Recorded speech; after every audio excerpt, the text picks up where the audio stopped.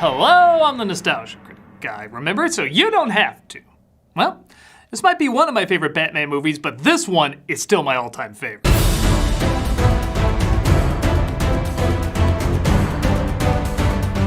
I was 8 years old when I saw this on the big screen, and it was one of the coolest experiences of my life. It changed the way I look at comic book heroes who, aside from Superman, were not given much respect on the big screen. And even then they botched that up. If I'm right, I think this is the first PG-13 superhero movie. I know objectively there's better made Batman films, but not only does this one have the definitive live-action Batman Michael Keaton, who people bitched a shit show about when he was chosen, and now we're crying with joy when he comes back, but this did arguably change comic book movies. Before this film, the only live-action Batman we had was the Adam West show, which is great, but it's all we had. There was actually debate whether to go the same route with this, focusing on the campy humor rather than any drama. Thankfully, the comics were bringing back the darker roots, in fact going even darker with it, which inspired the studio to choose a dark but still relatively new director named Tim Burton. He said he modeled a lot of this movie after The Killing Joke, and years later you could argue it's a better Killing Joke movie than, well, The Killing Joke. Where Nolan focused more on vocal storytelling, Burton focused more on visual storytelling. So much of the characters are brought out not by long conversations, but rather few choice words and phenomenal expressions. There's so much awesome to talk about with this movie and so little time. So let's jump right in. This is my all-time favorite Batman film, Batman. Screw that shit, it's just Batman. No other film is called Batman. Doesn't count, it's called the movie. First off, I really should talk about the music. I know I've made a joke or two about Danny Elfman over the years, but the late 80s and early 90s really were his peak. And this is arguably his best ever. With Zimmer's theme, I always think of Batman brooding and walking. Elfman's theme, I think of him brooding and punching.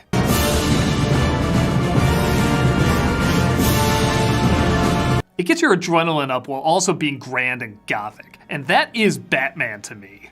I also love that Kim Basinger's costumes get a credit, because when I think of costumes in Batman, clearly hers is what sticks out to me.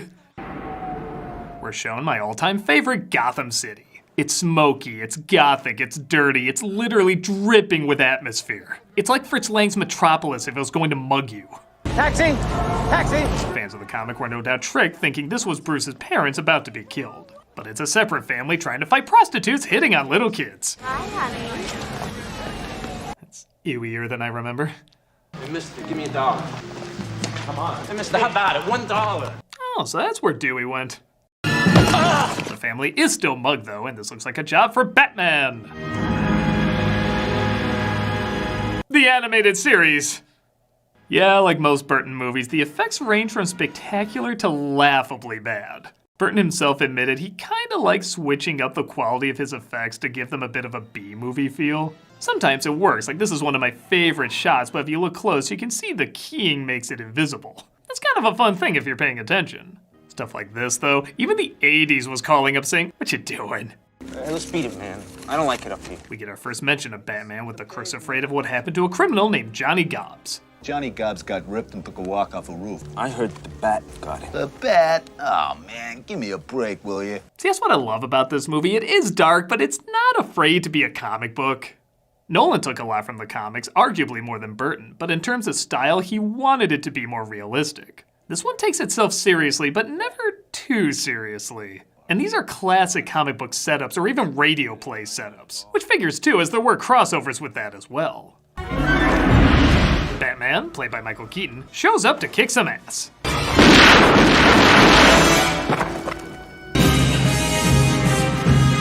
No, he gets back up and whoops them with a white flash, which is a holdover from a later fight scene where the camera's taking pictures. But Burton thought it made the fight look cooler, so he used it here too. Maybe the flash went by to warn him about Lois Lane, I don't know. Say hi to Johnny Gobbs for me. What are you? I'm Batman. Then I'm hard as hell. Not only is Keaton the best live-action Batman, but this is the only live-action Batman suit I can take seriously. Returns is pretty much the same, and alright, Affleck's was okay. But this one looks intimidating, arguably works Keaton's eyebrows into the mask, looks like a costume that's seen some fights, and of course, has that weird-ass bat turn. Keaton said the outfit was so stiff he couldn't turn his head, resulting in a pretty funny line in Dark Knight. You want to be able to turn your head. It sure made backing out of the driveway easier. Here, they just said it makes him move otherworldly. Again, it embraces the comic book environment, so it's like he's always keeping a symmetrical, imposing stance. It still looks awesome, even if the bat symbol is a little wrong. Not gonna lie, it kinda looks like he grew some bat dicks. The words Gotham City are synonymous with crime. Cut to a fundraiser for Harvey Dent, played by Billy D. Williams, which Bruce Wayne is not attending. Well, if he's not gonna see what one of his future foes looks like, he's like the rest of us. People of Gotham City, I'm a man of few words. Thank you. We're introduced to crooked cop Lieutenant Eckhart, played by William Hookins, and Alexander Knox, played by Robert Wall. Don't be writing this stuff in your newspaper, Knox. It'll ruin your already useless reputation. We got top men on this. Lieutenant, is there a 6-foot bat in Gotham City? And if so, is he on the police payroll? Is it true you're okay with the name Porkins? Who names a character Porkins? It looks like Knox isn't respected for his story on the Batman, as they even make drawings about him down at the office. Knox, I got something for you. Very funny. Shouldn't there be 2 signatures on there? He's introduced to Vicky Vale, played by Kim Basinger, fresh off of covering a Frank Miller in-joke. And yeah, okay, not every line in this is terrific.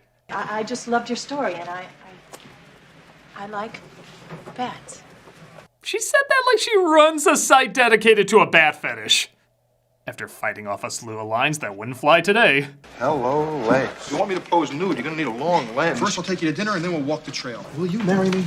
Funny, it's usually the guy dressed as Batman who talks to women like this. We see mob boss Carl Grissom, played by Jack Palance, wants gangster Jack Napier, played by Jack Nicholson, to do a bust at Access Chemicals, which is really a setup for him sleeping with his lover. This is the only one in the movie who can give Nicholson's overacting a run for his money. He's the only actor I've seen who can scream whispers. Makes a connection with us and someone I can trust. What kind of damage? You're lucky, Dak. Never play a game of telephone with this guy. She sells seashells. At Wayne Manor's fundraiser to save the Gotham City Festival, we're introduced to Bruce Wayne out of costume this time. I love that our introduction is him not always knowing who he is. Could you tell me which of these guys is Bruce Wayne?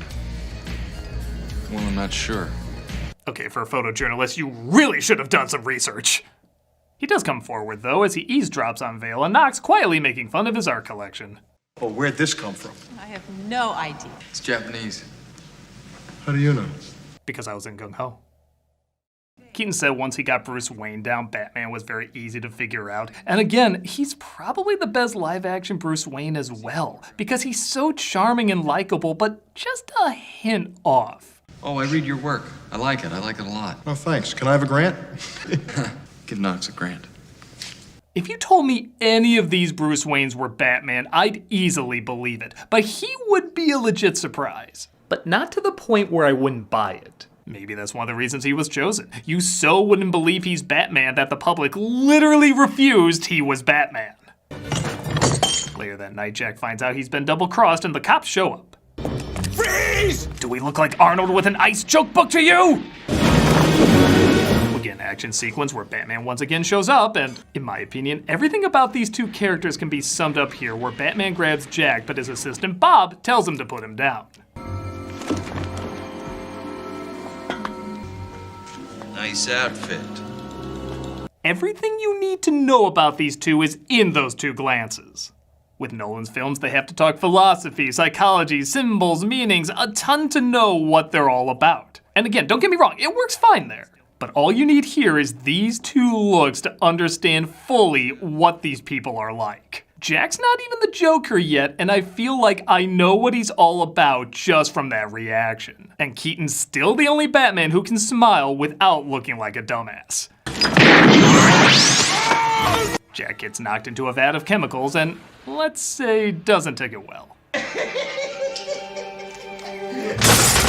see what I have to work with here. Fun fact, the instruments on that table are the same used by the dentist in Little Shop of Horrors, which Jack was in the original version of. Intentional? I don't know. Fantastic? Yes. Vicky and Bruce have a date at his house, and while yes, a lot of her role in the action scenes is just screaming,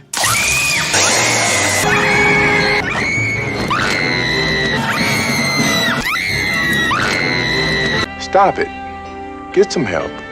She does add an anchor of credibility to what's, let's face it, a group of weird-ass people. Do you like eating in here? You wanna know the truth? I don't think I've ever been in this room before.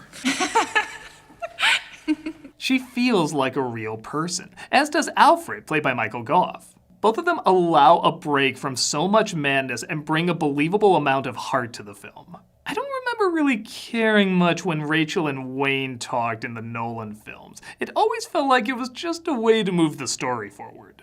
Here, it's to reveal more about who they are, and it always feels like a legitimately warm conversation. He sort of reminds me of my grandfather. Were you close to him? Yeah, I used to spend summers with he and my grandmother. They had a house on the lake. I just saw a man get chemically scarred into a clown, and I would love to know more about her grandfather. Even to this day, I can't decide if this is really clever or the stupidest scene in the movie.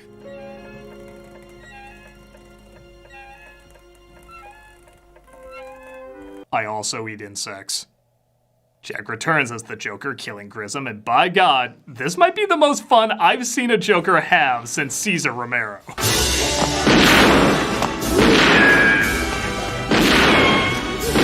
I actually have a theory that each actor takes something from the previous Joker that results in a positive, get out of here, but also somehow unique performance. Apparently he improvised a lot of the weird movements and sounds, making it unquestionably Jack, but unquestionably fun too. Yes, he's creepy and killing people, but it looks like he's having such a ball laughing at his own jokes, it's kind of contagious. He's like a walking homicidal dad joke. You just laugh because of how hard he's laughing. You can't make an omelet without breaking some eggs. Again, in contrast to Nolan's films, there's a big thing about Joker making a point and spreading chaos. In this one, his plan just is chaos. Sometimes he's an artist, sometimes he's an entertainer, sometimes he's a gangster, sometimes he's in love with someone, other times he'll just throw her out without thinking twice. I like you never know what's coming your way, because I don't think he always knows. Can't make it then either. I've got a very important meeting today. The next day, Bruce tells Vicky he's gonna be out of town for a few days, so they can't hang out. I'll talk to you guys when you get back. Back, Miss Vale? We're going to be here for quite a while. Thanks, Alfred! Just tell her I'm Batman while you're at it! Speaking of which, Vale follows Bruce and sees he's the world's most romantic litterbug. Why is he dating a sidewalk? At a press conference with the mascot of Godfather's Pizza. Mr. Grissom asked me to take over the operation of his businesses until he returns. Again, I love how comic booky this is. A bunch of mimes perform to distract the people from Bob taking pictures, even though they'd probably be drawing more attention to him the way this is set up. Grissom's signature is perfectly legitimate. It is legitimate. The Joker takes out the owner of Grissom's business, and it's here Bruce makes an amazing discovery. Mimes don't talk.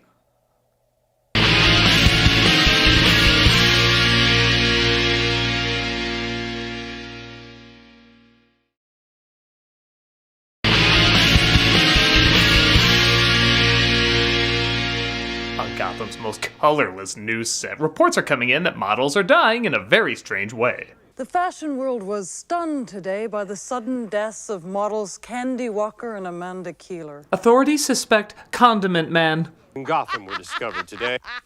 It looks like the Joker has contaminated a bunch of beauty products, killing the people who use them, forcing newscasters to stop wearing makeup, which is pretty hilarious. And Batman looks at more info on Jack Napier. Idiot, if he just turned that page, he'd find the man who killed his parents! Seriously, that's an amazing detail. I'm sorry, but I'm gonna be 10 minutes late to the museum, okay? He has to get ready, though, for the date he's not going on. I'm not meeting her today. Yeah, for the world's greatest detective, he sure does take his sweet time putting together what's going on, costing a lot of lives at the Flugelheim Museum. They just want other museums to stop making fun of the Guggenheim's name. It's of course the Joker who meets up with Vale after doctoring up the art, then undoctoring it.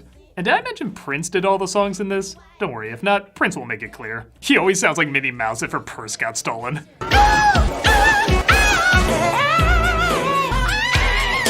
This might be a Batman and Joker movie, but in real life, we know Prince was both. Joker makes the moves on Vale, saying he wants her to photograph his work. You will take pictures and record my work. You will join me in the avant-garde, the new aesthetic. Can we just give an honorary Oscar to the guy who has to have his face down in the lasagna this whole scene? That dude is surprisingly convincing. Batman breaks in to save the day. Hold on. It should be pointed out that Keaton suggested having a different voice for Batman so people wouldn't recognize him as Wayne. Up until that point, Batman just had the same speaking voice as Bruce Wayne. Think about it, Kevin Conroy altering his voice might not have happened if Keaton didn't come up with this idea. I personally want to thank him for not only doing it so well, but for inspiring others who didn't do it so well. Where were the other drugs going? I know I've made enough jokes about that. Oh, don't worry, there's still more coming. The two of them get into my personal favorite Batmobile. Fun fact, when they showed this model to Burton, he said, "That looks great. Where's the door?" Shit, the top opens up. Yeah, that's it. A last-minute addition, but it worked out pretty good. Oh, my cabbages! How much do you weigh? About 108, I think. Speaking of models, having this on Blu-ray did not do these models any favors. Didn't I see Dark Helmet playing with those? His stunt double is also, shall we say, a little John McCain-y. But he gives us a kick-ass fight scene, so I can't complain.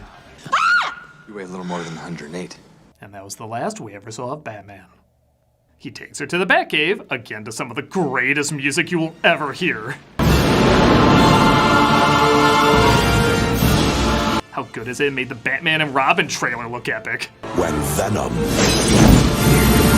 meets vengeance. That's no small feat. And he says he cracked the Joker's code, but that's not the only reason he brought her there. There is something else you have that I want. What? This is the point where every parent that brought their kid went, no. No, he just took the film she shot of him from her bra. That's still kind of bad. If I bring something to you, can we make the evening edition? She gets the info to the press, and Bruce thinks about telling her the truth. It's not easy confessing a lie, though, when you've already lied about so much. Listen, I came over to clear a few things. I don't know who you think you are. I'm Batman. Oh, I didn't want it to come out that way. It's a testament to Keaton's charm that he can tell her to shut up. You're a real nice girl, and I like you a lot, but for right now, shut up. And literally seconds later, she's comforting him. Hey, it's okay. You can tell me. Shut up. But the Joker interrupts, and as I think many have pointed out before, their three confrontations are once as Batman and Napier, second as Bruce and Joker, and finally as Batman and Joker. And you gotta love a scene where the idea is who can out-crazy the other. Mean kid, bad seed. I like him already. It's like a challenge for whose eyebrows can hit the ceiling first. Right shot! Now you want to get nuts! Come on! Let's get nuts. He just went full Beetlejuice. Never go full Beetlejuice! The Joker shoots him, but Vale discovers later that he's gone, leaving a bulletproof plate behind. I had to wait for a bomb squad before opening that. Okay, that was pretty funny. Later, she discovers that Bruce's parents, or at least father, was murdered. Boy, the mother really does get the shaft in these movies. I wouldn't be surprised if the article read, "Oh, and some broad he married." Don't worry, Snyder would overcorrect this in the future. Public safety. Joker here. The next day, Joker makes another threat, which at this point Gotham is so used to crime they don't even listen to it, until he says he's gonna drop millions in cash on the crowd. I will dump 20 million in cash on the crowd.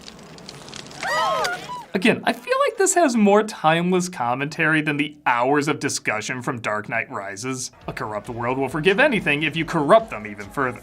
But Bruce figures out two things. One, Jack Napier killed his parents when he was a boy. And two, Footlight Frenzy is the longest running show in Gotham. Let's go, Jack! I'll admit I go back and forth between what I think with the Joker killing his folks. I like that it's usually a low-level criminal who, in some versions, is never found. But it does tie things together pretty nicely in a self-contained movie. Seeing how they both, in an ironic way, created each other. I made you. You made me first. But just as Bruce discovers who the Joker really is, Vale discovers who Bruce really is.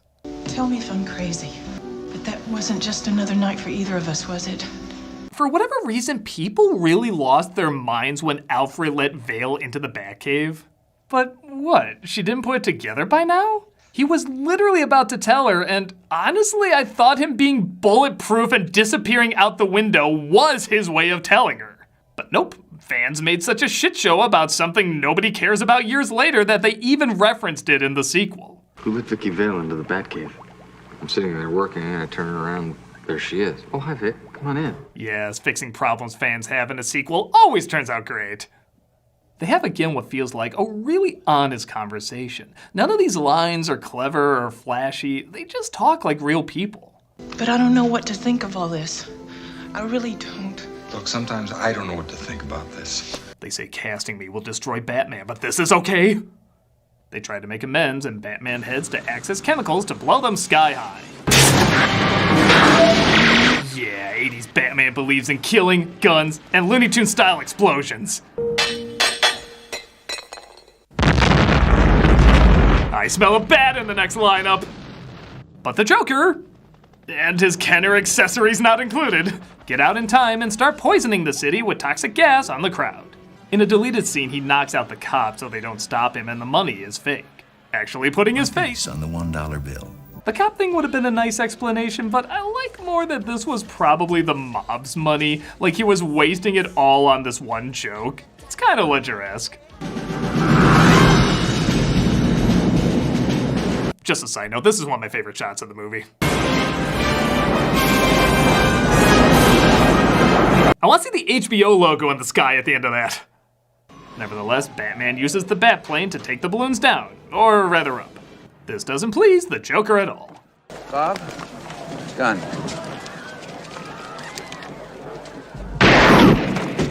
A moment of silence for the best hench person until Harley Quinn. Bobby's dead! Show some respect!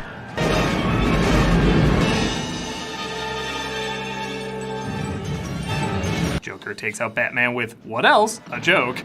And sends him crashing to the ground and taking Vicky hostage. I've got to get you to the church on time.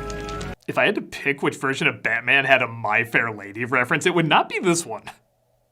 Batman is alive, though. I love the smoke he spits out. And he quietly sneaks up to our villain.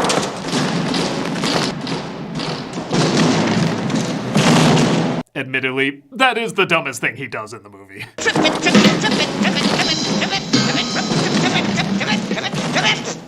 Joker sends one of the bells crashing down, blocking the cops from going further.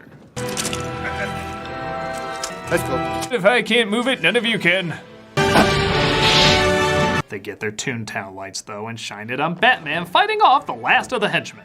However the hell they got up there. I am going over here, as I was saying, I am Batman! Oh, sorry! You can be Batman! You want to be Batman? You're not Batman! He defeats him, though, and finally makes his way to the Joker. Vale tries to distract him, and I love this look she gives as if like, what does he do in this suit? Oh god, don't think about it. Batman admits Joker killed his parents, and this really is a moment that maybe needed to quote another Batman property. You killed my parents. Do you have the slightest idea how little that narrows it down? I know it didn't exist yet, but that's no excuse. Batman shoves him off a cliff, only to have the Joker shove him off a cliff. But Batman still has one trick up his sleeve.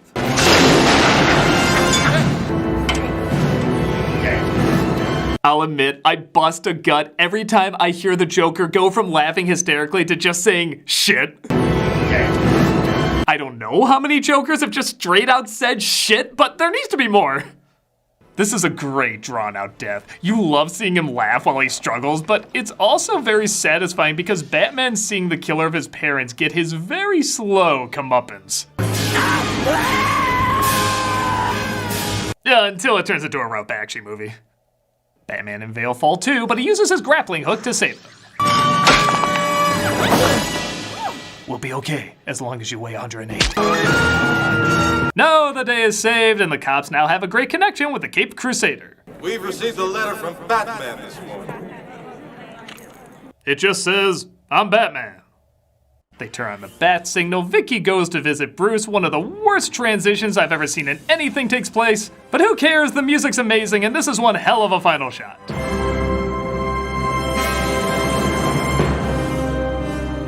And that was Batman. All these years later, still my favorite. This is what got Batman, as we know him today, the dark, brooding Caped Crusader, into the mainstream again. The makers of Batman the Animated Series admitted without this film, they wouldn't have the show as we know it. Almost everything connected to Batman in media has this dark, gritty tone. In fact, the challenge now seems to be how far can they go to make it even darker. This also brought comic book movies into the mainstream, as they exploded shortly after.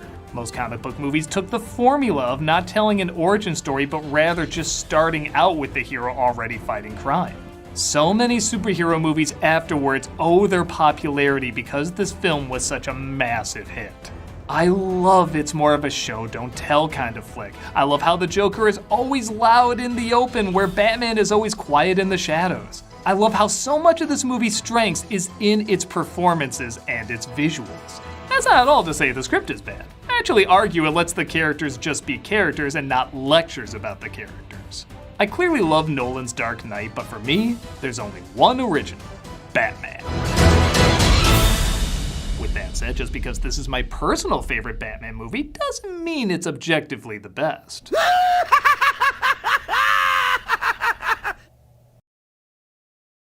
I like bats.